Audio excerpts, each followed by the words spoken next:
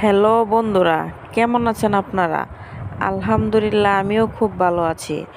আমরা ঈদের দ্বিতীয় দিন চলে গিয়েছিলাম নরসিংদী ড্রিম হলিডে পার্ক।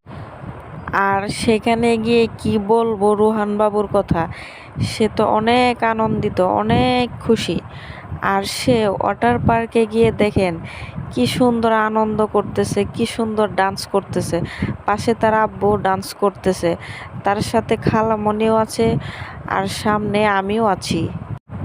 পার্কটা সত্যি অসাধারণ সুন্দর, মনোমুগ্ধকর জায়গা। আপনারাও যদি এরকম আনন্দ করতে চান, তাহলে আপনাদের ফ্যামিলি নিয়ে চলে আসতে হবে নরসিংদী ড্রিম হলিডে পার্কে। আর পার্কে আসলেই বুঝতে পারবেন ও দেখতে পারবেন পার্কটা আসলে কতটা দৃষ্টিনন্দন ও কতটা সুন্দর। পার্কের ভিতরে ঢুকলে মনের ভিতরে অন্যরকম একটা ফিলিংস আসে।